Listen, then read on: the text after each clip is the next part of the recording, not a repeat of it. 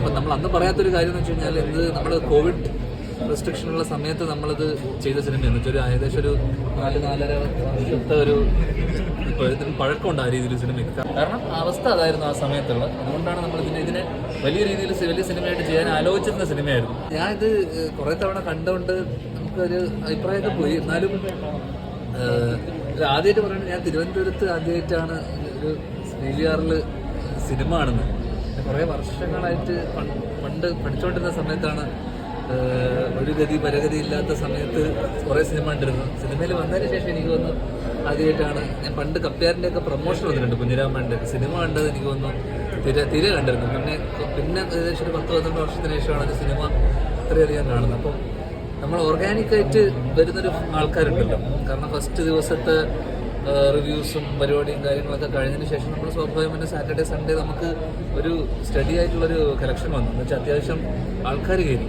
ഇപ്പം തിരുവനന്തപുരത്ത് ഇവിടെ വന്ന ഇപ്പം കണ്ട ആൾക്കാരൊക്കെ പടം കേട്ടും വേർഡ് ഓഫ് മൗത്തിലൂടെ വന്നിട്ട് കേട്ടറിഞ്ഞിട്ട് വന്ന ആൾക്കാരാണ്. അപ്പം നമ്മളിത് വളരെ മാർക്കറ്റ് ചെയ്യുന്ന സമയത്ത് ഞാൻ പറഞ്ഞിരുന്ന സാധനം എന്ന് വെച്ചാൽ ഇത് കുഞ്ഞു സിനിമ എന്നുള്ള രീതിയിൽ. അപ്പം നമ്മൾ അന്ന് പറയാത്തൊരു കാര്യം എന്ന് വെച്ച് കഴിഞ്ഞാൽ ഇത് നമ്മൾ കോവിഡ് റെസ്ട്രിക്ഷനുള്ള സമയത്ത് നമ്മളിത് ചെയ്ത സിനിമയാണ് വെച്ചാൽ ഏകദേശം ഒരു 4-4.5 വർഷത്തെ ഒരു ഇപ്പോൾ ഇതിന് പഴക്കമുണ്ട് ആ രീതിയിൽ സിനിമയ്ക്ക്. കാരണം അതുകൊണ്ടാണ് ഒരു ഫ്ലാറ്റും ഒരു പോലീസ് സ്റ്റേഷനും മാത്രമേ ഉള്ളൂ. പിന്നെ ഡാരൻ ചേട്ടൻ ഇത് ടേക്ക് ഓവർ ചെയ്താണ് ഈ സിനിമ.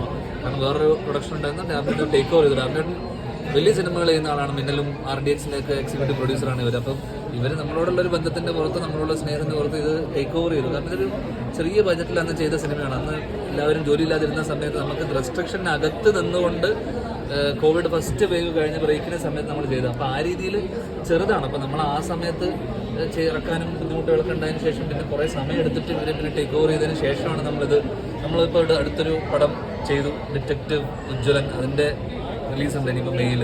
അപ്പോൾ അതിനുമായിട്ട് ബന്ധപ്പെട്ട് വീണ്ടും ഡിസ്കഷൻ വരികയും നമ്മളിത് ഇറക്കാം എന്നുള്ള തീരുമാനം എടുക്കുക. കാരണം അന്ന് നമ്മളത് OTT സിനിമയായിട്ട് ചിന്തിച്ച് സിനിമയാണ്. അപ്പോൾ ആ രീതിയിൽ ഇതിനൊരു ചെറിയ ഒരു സിനിമ എന്നുള്ളൊരു അതുകൊണ്ടാണ് നമ്മളിത് മാർക്കറ്റ് ചെയ്യുമ്പോഴും ചെറുത് എന്ന് പറഞ്ഞാൽ ആ സമയത്ത് നമുക്കിത് കൊറോണ പരിപാടി എന്ന് പറയാൻ പറ്റില്ലല്ലോ സ്വാഭാവികമായിട്ട്. ഇപ്പോൾ ഇറങ്ങിയ ശേഷം നമുക്കത് പറയാം.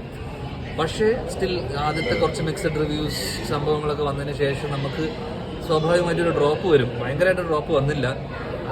സ്റ്റിൽ ആൾക്കാർ ഇതൊക്കെ ഓർഗാനിക്കായിട്ട് സാധാരണ നമ്മൾ ആൾക്കാരെ തിയേറ്ററിലൊക്കെ കയറ്റേണ്ടി വരും. നമുക്ക് തിയേറ്ററിൽ ആൾക്കാരെ കയറ്റാതെ തന്നെ. കാരണം ഞാൻ പറഞ്ഞു നമുക്ക് ആൾക്കാരൊന്നും കയറ്റേണ്ട, വരുന്നവർ വരട്ടെ. വരുന്ന നമ്മുടെ ഒരു സിനിമയുള്ളൂ. കാരണം ചിരിക്കാനുണ്ട്, അല്ലെങ്കിൽ അത്യാവശ്യം ചിരിയുണ്ട് എന്നുള്ളതായിരുന്നു നമ്മുടെ ഒരു വിശ്വാസം. ആ ചിരി തിയേറ്ററിൽ വന്നിട്ട് കുറച്ച് സ്ഥലങ്ങളിൽ നമുക്ക് സെക്കൻഡ് ഹാഫിൽ, ഫസ്റ്റ് ഹാഫ് കുറച്ച് വീക്കാണ്, പക്ഷേ സെക്കൻഡ് ഹാഫിൽ നമുക്ക് ആ ചിരിയുണ്ട്. രമേശ് ചേട്ടൻ്റെയൊക്കെ അത്യാവശ്യം കരിയർ ബെസ്റ്റ് തന്നെ പറയാൻ പറ്റുന്ന പെർഫോമൻസസ് ഉണ്ട്. അപ്പോൾ അതുകൊണ്ട് തന്നെ ആ രീതിയിൽ നമുക്ക് ഈ വീക്ക് കടന്നുപോയി. അപ്പം നെക്സ്റ്റ് വീക്ക് ഒന്ന് പുഷ് ചെയ്ത് കഴിഞ്ഞാൽ എനിക്ക് തോന്നുന്നു കുറച്ചുകൂടെ ആൾക്കാർ വരും, ഈ സിനിമ ഇഷ്ടപ്പെടും. ഡെഫിനറ്റ്ലി ഭയങ്കര ഒരു തിയേറ്ററിക്കൽ എക്സ്പീരിയൻസ് എല്ലാം ഭയങ്കര മാസി സിനിമകളൊന്നുമല്ല. അപ്പം ടെക്നിക്കാലിറ്റി നോക്കുമ്പോഴും ഭയങ്കര കുഞ്ഞു സിനിമയാണ്. ഓൾമോസ്റ്റ് 15-17 ഡേയ്സിൽ തീർത്ത സിനിമയാണ്. അപ്പോൾ അതുകൊണ്ട് ആ രീതിയിൽ നമ്മളെ സംബന്ധിച്ചിടത്തോളം നമ്മൾ സോഫാർ നമ്മൾ ഹാപ്പിയാണ്. ബിക്കോസ് അത്ര ബഡ്ജറ്റിൽ നമ്മൾ നിർത്തിയ സിനിമയാണ്, കോസ്റ്റ് എഫക്റ്റീവായിട്ട് നമ്മൾ ഷൂട്ട് ചെയ്ത സിനിമയാണ്. ബട്ട് സ്റ്റിൽ ചിരിക്കാനുണ്ടാവും എന്നുള്ള പ്രതീക്ഷയിലാണ് നമ്മൾ ഇറക്കിയത്. കാരണം നമ്മൾ അവകാശവാദങ്ങളൊന്നുമില്ല, വലിയ മറ്റേ സിനിമകളാണെന്നോ അല്ല. ഇതൊരു time pass, youngsters time pass സിനിമയാണ്. അപ്പം ആ രീതിയിൽ എനിക്ക് തോന്നുന്നു ഇനി കമ്മിങ് വീക്കിൽ ഒരു കുറച്ചുകൂടെ ആൾക്കാർ വന്ന് കയറി കഴിഞ്ഞ് കഴിഞ്ഞാൽ ഒരു പോസിറ്റീവായിട്ട് ആൾക്കാർ മാറും. കാരണം റിവ്യൂസൊക്കെ നമ്മളൊരു പരിധി വരെ അവരുടെ വളരെ പേഴ്സണലായിട്ടുള്ള, കാരണം ഇപ്പോൾ പഴയ തിയേറ്ററിക്കൽ എക്സ്പീരിയൻസ് ചെയ്യുന്ന അവരൊക്കെ പ്രോപ്പർ ക്രിട്ടിക്കലായിട്ട് സിനിമയെ കാണുന്നത്, ക്രിട്ടിക്കലായിട്ട് റിവ്യൂ പറയുന്ന ആൾക്കാരാണ്. അപ്പോൾ അവരെ ക്രിട്ടിക്കിന് വേണ്ടി എടുത്ത സിനിമകളല്ല, അവരെ സാറ്റിസ്ഫൈ ചെയ്യുക പറയുന്നത് അത്രത്തോളം ക്ലാസി മെറിറ്റിലുള്ള സിനിമയൊന്നും അല്ല ഇത്. ആക്ച്വലി ഇതൊരു ഫൺ പാക്ഡ് അല്ലെങ്കിൽ ആ കോസ്റ്റിൽ നിന്ന് അന്ന് കൺസ്ട്രെയിൻസിന് നമ്മൾ ചെയ്ത സിനിമയാണ്. ആ രീതിയിൽ ഒരു ജസ്റ്റിഫിക്കേഷൻ ഒന്നുമില്ല. ആഫ്റ്റർ ഓൾ നമ്മൾ സിനിമ ചെയ്യുമ്പോൾ ഇതൊന്നും ബാധിക്കുന്നില്ല. നമ്മൾ സിനിമ ഏത് ഇതായിക്കോട്ടെ, സിനിമ തന്നെയാണ്. പക്ഷേ സ്റ്റിൽ നമ്മളത് പറയേണ്ടത്, നമ്മളെ ഭാഗത്ത് നിന്ന് പറയണം. എന്തുകൊണ്ട് നമ്മൾ ഈ 2 ലൊക്കേഷനകത്ത് ഇങ്ങനെ ഒരു കുഞ്ഞു കഥ, കാരണം അവസ്ഥ അതായിരുന്നു ആ സമയത്തുള്ളത്. അതുകൊണ്ടാണ് നമ്മൾ ഇതിനെ വലിയ രീതിയിൽ വലിയ സിനിമയായിട്ട് ചെയ്യാൻ ആലോചിച്ചിരുന്ന സിനിമയായിരുന്നു. ആ രീതിയിൽ അന്ന് ചെയ്യാൻ പറ്റിയില്ല. അതുകൊണ്ട് നമ്മൾ അന്നത്തെ കൺസ്ട്രെയിൻസിൽ നമ്മൾ നിർത്തിക്കൊണ്ട് ചെയ്ത സിനിമ.